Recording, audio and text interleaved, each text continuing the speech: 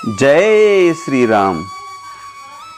प्रिय भक्तों हो, आज हम देखने वाले हैं सोनभद्र पार करके विश्वामित्र आदि का गंगा जी के तट पर पहुंचकर वहां रात्रिवास करना तथा श्री राम के पूछने पर विश्वामित्र जी का उन्हें गंगा जी की उत्पत्ति की कथा सुनाना। प्रिय मित्र हो, इस परम पवित्र अध्याय को शुरू करने से पहले कमेंट में जय श्री राम ऐसा लिखकर चैनल को सब्सक्राइब कीजिए। महर्षियों सहित विश्वामित्र ने रात्रि के शेष भाग में सोनभद्र के तट पर शयन किया। जब रात बीती और सुबह हुई तब वे श्री रामचंद्र जी से इस प्रकार बोले। श्री राम, रात बीत गई, सवेरा हो गया, तुम्हारा कल्याण हो। उठो उठो और चलने की तैयारी करो। मुनि की बात सुनकर पूर्वाह्न काल का नित्य नियम पूर्ण करके श्री राम चलने को तैयार हो गए और इस प्रकार बोले। ब्राह्मण शुभ जल से परिपूर्ण तथा अपने तटों से सुशोभित होने वाला यह सोनभद्र तो अतः जान पड़ता है। हम लोग किस मार्ग से चलकर इसे पार करेंगे। श्री राम के ऐसा कहने पर विश्वामित्र बोले, जिस मार्ग से महर्षिगण सोनभद्र को पार करते हैं उसका मैंने पहले से ही निश्चय कर रखा है। वह मार्ग यह है। बुद्धिमान विश्वामित्र के ऐसा कहने पर वे महर्षि नाना प्रकार के वनों की शोभा देखते हुए वहां से प्रस्थित हुए। बहुत दूर का मार्ग पार कर लेने पर दोपहर होते होते उन सब लोगों ने मुनि जन सेवित सरिताओं में श्रेष्ठ गंगा जी के तट पर पहुंचकर उनका दर्शन किया।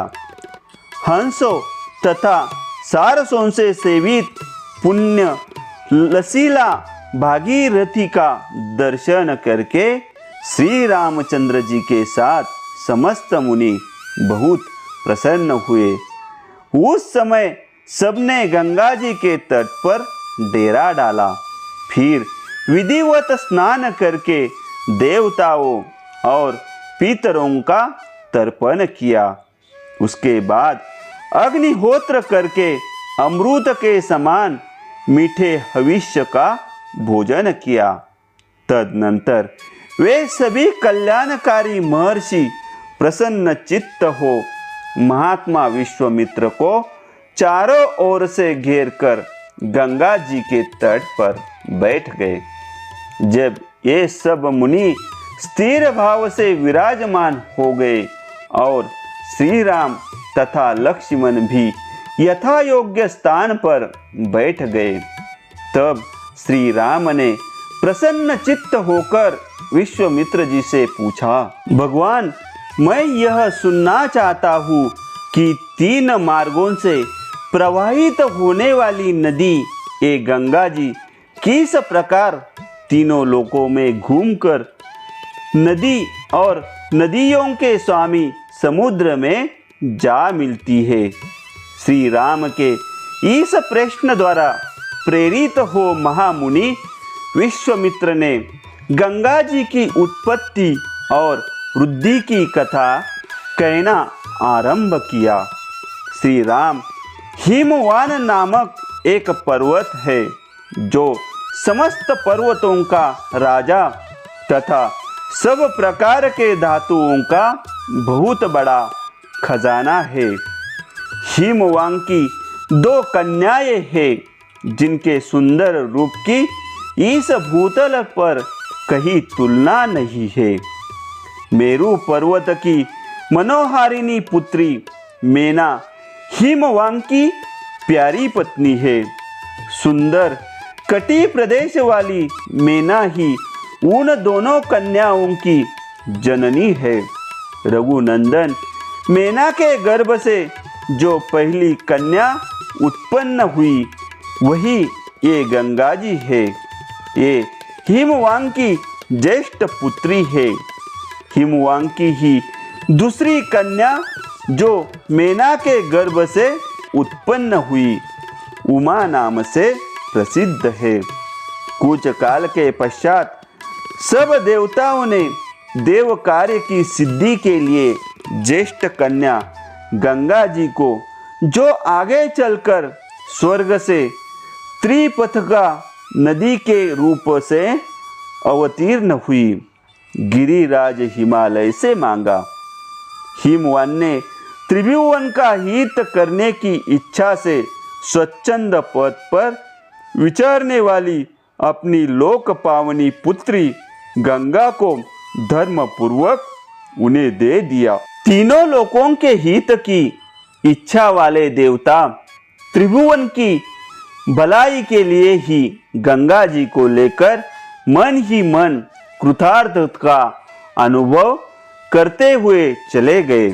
रघुनंदन, गिरिराज की जो दूसरी कन्या उमा थी, वे उत्तम एवं कठोर व्रत का पालन करती हुई घोर तपस्या में लग गई। उन्होंने तपोमय धन का संचय किया। गिरिराज ने उग्र तपस्या में संलग्न हुई अपनी वह विश्ववंदिता पुत्री उमा अनुपम प्रभावशाली भगवान रुद्र को ब्याह में दे दी। रघुनंदन इस प्रकार सरिताओं में श्रेष्ठ गंगा तथा भगवती उमा, ये दोनों गिरिराज हिमालय की कन्याएं हैं। सारा संसार इनके चरणों में मस्तक झुकाता है। गतिशीलता में श्रेष्ठ तात श्री राम गंगा जी की उत्पत्ति के विषय में ये सारी बातें मैंने तुम्हें बता दी। ये त्रिपथगामिनी कैसे हुई यह भी सुन लो। पहले तो ये आकाश मार्ग में गई थी। तत्पश्चात ये गिरिराज कुमारी गंगा रमणीय देव नदी के रूप में देवलोक में आरूढ़ हुई थी। फिर जल रूप में प्रवाहित हो लोगों के पाप दूर करती हुई रसतल में पहुंची थी। इस प्रकार रामायण का यह परम पवित्र अध्याय संपन्न हुआ। मित्र हो, अगला अध्याय सुनने के लिए चैनल को सब्सक्राइब कीजिए और कमेंट में लिखिए जय श्री राम।